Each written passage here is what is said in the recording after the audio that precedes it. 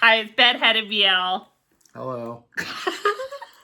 We watched episode 4 of the Untamed. There's going to be spoilers. Mm-hmm. What do you have to say?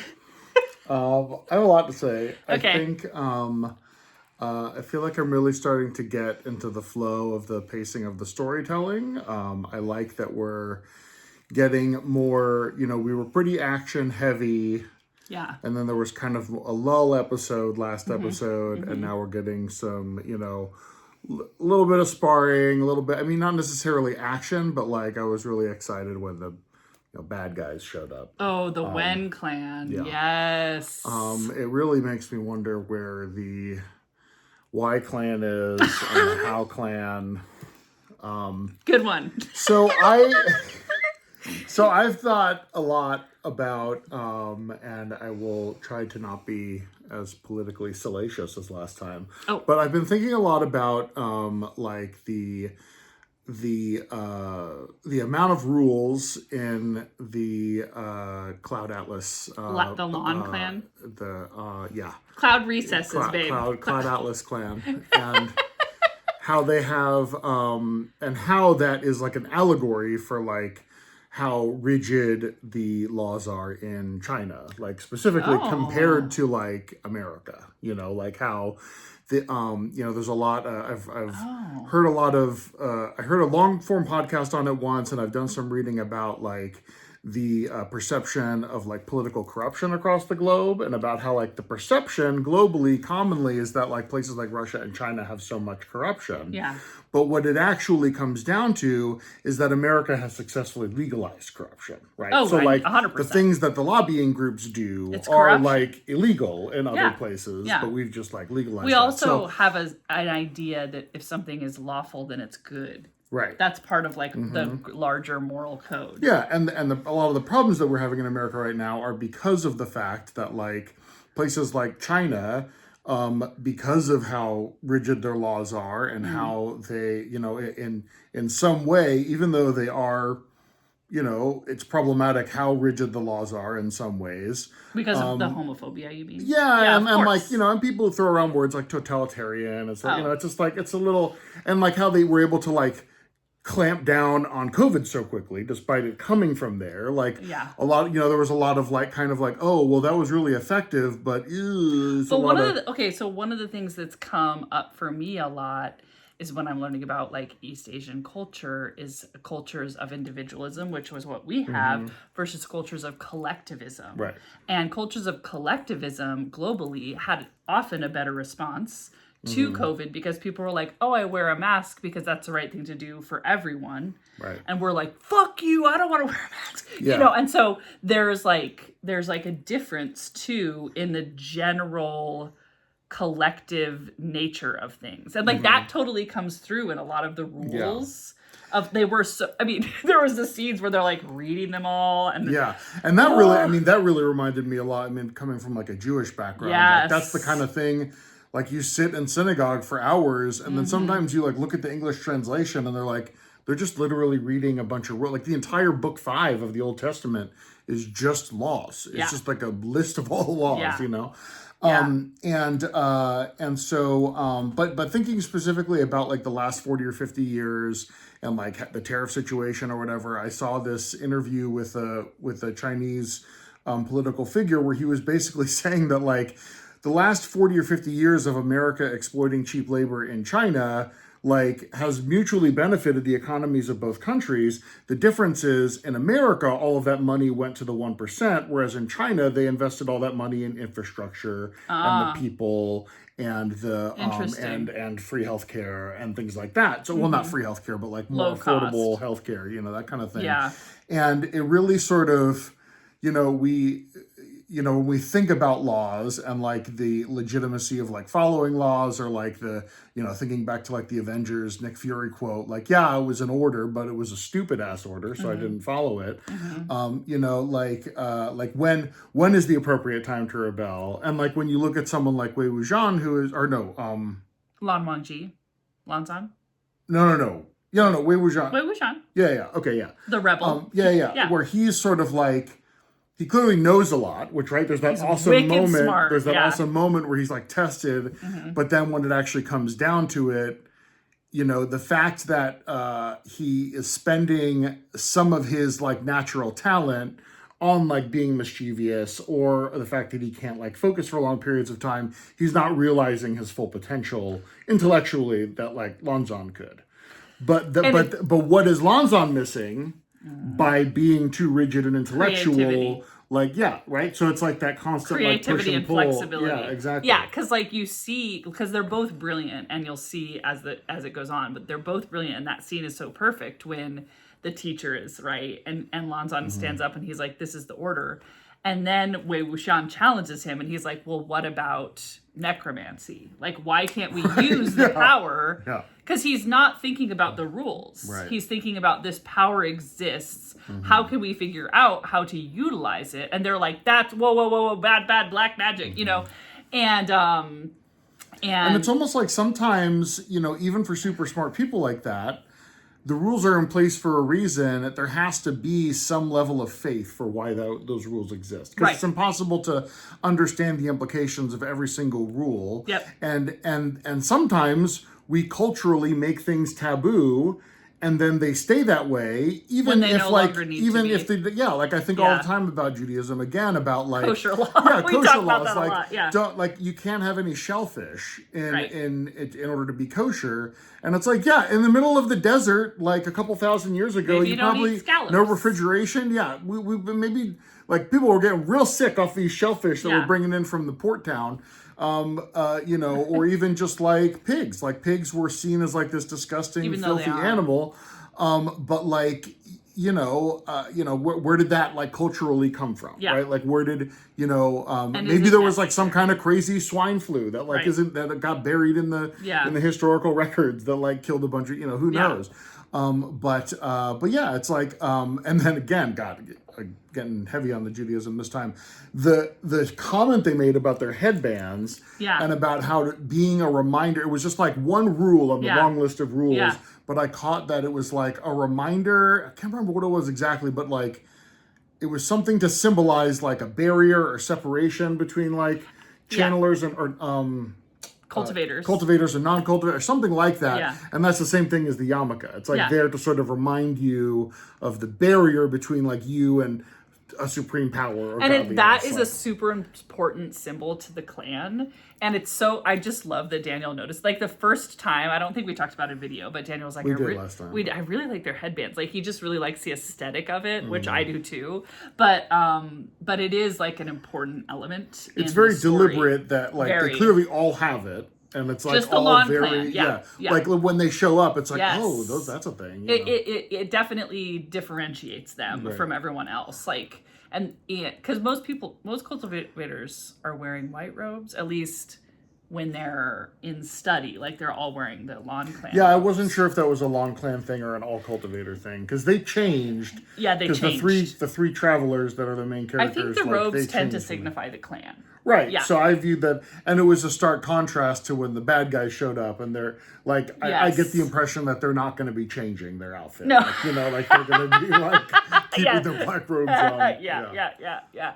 I also asked you, I don't know, the political stuff I hadn't thought about it that way, about how the rigid nature of the Lan Clan, because they're renowned for their cultivation skill, right? And so it's like it's important to be able to go study with them, and so, but they're also renowned for their rigidity and their sort of like ascetic life, right? Mm-hmm. I told you about in the books about how they are like vegetarians, and there's some scenes that, and we may see later on, but where Wei Wuxian's like sick of their fucking food, and he's like, and he already went fishing, so I think that's kind of like, because they have vegetable soup. Oh, I didn't know the significance of the fishing. Yeah. And he likes to play, but I really love the juxtaposition. I mean, there's a lot of tropiness in opposites attract, but I love that you saw the symbolism, because really we have a lot of value in study, in learning, in codes of behavior and ethic, right? And then we have a lot of value too in thinking outside the box, in creativity, in play. And we get to see that like we've seen the scene before that we talked about last time where Wei Wuxian like sees things and patterns, because we have this background story happening too where we saw Big Brother Lon, I forget his name, the hot one, with the cheekbones. I mean, they're all hot, but I know, but he's like exceptionally hot. Yeah. Oh, by the way, you're talking about Lon Zhan's older brother. Yes, got it. when Not like he the was foster like brother of Wei Wuxian. No, he's also hot though. Yeah, that chin, the jawline. Anyway, Daniel was like, is there a side couple happening? When the knee guy, the guy from the knee clan, was kind of flirting with Well, it wasn't even flirting really. It was there was eyes. There was eyes, and then he was like, he was just like, oh no, I like stayed behind for you because I wanted to like thank you personally. And then he had like the super formal gesture, and he was like, no, you don't have to be so We're formal equals, with me. he said. And you could tell he's just like, Yeah, and then I had to explain to Daniel there's not really a side couple in this. No. Well, to the extent that there can be, there now is. There's it's a vibe. like, there's a headcanon. I'm sure there's fanfics about it. Fanfic pathway. There's Okay, but then one of the things that I asked you about was what you thought about what he said about, and one thing that I'm finding is the subs are hard to follow. They go so fucking fast. There was one where we paused. Yeah. I was just like, nope, go back. Yeah. I watch subtitle shows like multiple times a week, and Chinese subs are way harder. And then the Viki subs are good because they're putting the cultural explanation in, but we're still like, bro, like what? And also, even though it's 50 episodes, there's still sort of like you're coming in, because this was not made for a Western audience. You're coming in where everyone knows what wuxia is, which is the genre that is the cultivation magic. It's like high fantasy in China, right? So everyone knows what it is. So no one needs to explain. There doesn't need to explain like schools of magic or like types. Although I did really appreciate the like, they do a clever thing which storytelling does sometimes, where in the form of quizzing the character, we the audience get to know the difference between like 100%. beasts and spirits and ghosts, and that was helpful because we had that conversation about like ghost in Chinese is any number, same with Japanese, like any number of things this could mean that like aren't ghosts to the Western lens or experience. So that was super helpful. What did you think about the magic that Wei Wuxian described? And you haven't mentioned Wen Ning. What do you mean, Wen Ning? Like the head of the evil people clan? He's the brother of the woman who with the needles. Right. Yeah. Sorry, not the head of that clan, but the one that shows up and is like doing the talking in that Do you scene. not remember that you've already met him? Who is he? He's the zombie. In where? That showed up with the dancing stone woman. That's him. That showed up with the dancing stone woman? So like the one that was... when he played the flute, when Wei Wuxian played the flute, and the super powerful undead... the dude that got summoned? The general or whatever? The ghost general is Wen Ning. Oh, I didn't make that connection. That's I said, it's Wen Ning, and you're like, oh yeah, I was pointing that out. I just figured it was somebody from the opening battle or something. No, like that. it's Wen Ning is the guy. Okay, yeah, I forget we're like way in the past, so we're correct. Like, 16 years, like 16 years. Yeah. So they're teenagers too. Right. Yeah. So so your question was, what did I think about the magic that he described? Yeah. I mean, I identified right away that it was like forbidden, and that it was, necromantic. Yep. And it's like it wasn't necessary. It didn't sound like it had specifically to do with like raising. He was talking about like questioning all of the dead. No, right? he like did gathering... talk about digging them up specifically. Oh, and like turning them into like a crazy corpse monster. Yeah. Yeah, and he also talked about... that was a little cash. He was just like, we just take the 1,000 skulls, smash them together, and then create a corpse monster. He was like, dig them up, and you harness the energy, the resentment. So like, that's one thing that I think was also kind of a nugget of how the magic works, is that fierce corpses is what they're often referred to. I'm not in the book. I'm not sure, but like they're fueled by resentment, and so, which is evil, right? It's like left over from their lives. It could be they have like an agenda or whatever, but ultimately he's like, why don't we harness that resentment in order to kill this like really bad monster? Yeah. Because he murdered all them. So like, let's use that. And they're like, bro! They're like, Did first you of just all, suggest we're not even getting past digging up the corpses, which is already taboo. That's why we didn't get to this other crazy Right. plan. Yeah. Exactly. I'm like, oh no, you know. But he also is just like, it's really interesting because he brings it up like, why don't we talk about this? Yeah. You know, it's a neutral, and they're like, and he gets kind of in trouble for it. So there isn't Right. a lesson that's taught. But I also got the vibe that like he should know better. He should. I think that he's he well was studied. Yeah, right? I mean, he was tickling the dragon there. Like Correct. he was trying. I mean, he was like, "What? What do you mean? It's no big deal." In that way that like, Yeah. you know, yeah, he sort of played into his, you know, like like it's possible for someone to be, you know, ambivalent about this, but he clearly is smarter than that. You know? He's wicked smart. Yeah. Yeah. What do you think that that woman is up to? Oh, yeah. I mean, my guess was that she was like testing the defenses. For sure. But then... Or at least where they lie. Right. Yeah. But then he said, oh, what are you looking for? Which made me think, oh, maybe there's like a secret entry. Even though Wei Wuxian said it, which is like... or no, Long Wanji's... Brother? No. The guy... Wei Wuxian. Yeah, Wei Wuxian, Longzhan, Wei Wuxian. Okay. Yeah. So even though Wei Wuxian said it, it felt like maybe it was the storyteller by using that line of what are you looking for, not just that she was testing the defenses generally, but that she was looking for a weakness or a secret entrance or something like that. And there Speaking I thought, of fanfic, I want the one with her vibes. and the lady from it'd be a lot funnier if I could just like fire off the It's names. okay. I'm interested. Well, there's only two women. Two with women. Speaking roles at this point. Who is the other woman? So Wei Wuxian's sister. Yeah. I want that too, actually. Yeah. Find that for us, guys. Someone will find it if they watch this. Yeah.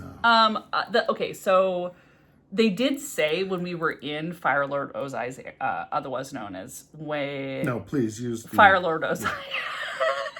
When Rohan, I think, is the lead, the head. Yes. And they that also is talked Rohan, about got him it. being the lead cultivator of all the clans. I don't know if you caught that. Oh, So no. he's like the lead cultivator of the clan, of all of everyone. So they have power. Remember that I can't remember his name, but Chinese Palpatine. I mean, he's Fire Lord Ozai is who he is, really, because he's like... Well, Ozai isn't the head of all the clans, all the nations, though. That's true. Okay, yeah, he is Chinese Palpatine. Yeah. So he met when we were there in his domain with all of his fierce corpses who clearly had the same mark. So we know that guy is from the Wen clan in some way, right? He said that he was sending them to look for a part of the Yin Tiger Tally. Correct. Yeah. Right. So something that they have thinks that it's in the Lan clans. Yeah, so Cloud Atlas might have that. The Lan clan might have it. They might have the Rikki Tikki Tabi situation. There's so many names for it now because it's the Yin Tiger Tally, and then they called it the Stygian talisman. And then Vicky, they call it something else. It has yin metal. Yin metal? Oh yeah, it's like got metal in it somewhere. Yeah. So that's better, and yin energy, they talk a lot about yin and yang energy with ghosts. So somebody has a lot of yin, or they're attracted to yin energy or whatever. I don't quite remember how that goes. So like the fishes in Avatar. Yes, like the fishes in Avatar. Fishes. There would only be fishes if they were different species of fish. Yeah. Nobody likes someone who's pedantic. This guy pedants. Anyway, they are. That's true. It's correct. It's not pedantic when it's correct information. It is a little bit sometimes, actually, because it's unnecessary. What was the quote that I saw online? It's like... I saw it, too. The internet showed it to me No, after I you showed told it me. to you. No, it showed up randomly. I know that I'm insufferable, but I'm also correct. So I literally don't know what you want me to do. Yeah. Learn when being correct isn't as important as caring about people. Gotta read the room. Honesty without tact is cruelty, right? Correct. Or it's just annoying. Honesty without tact can just be annoying. Yeah, that's true. Yeah, like irritating, right? Anyway, okay, so episode 5, I mean, I think we might get a little more action. Zang. Zang. That's Cantonese for excellent. Thanks. Wayne's World is an important part of our lexicon. Just in general, the lore of our household includes a lot of Wayne's World quotes. Party time. Excellent. There's 16 tones in Cantonese, I think. Rough. That would be rough to learn. Way worse than Mandarin. Is that it? That's it. Okay, bye.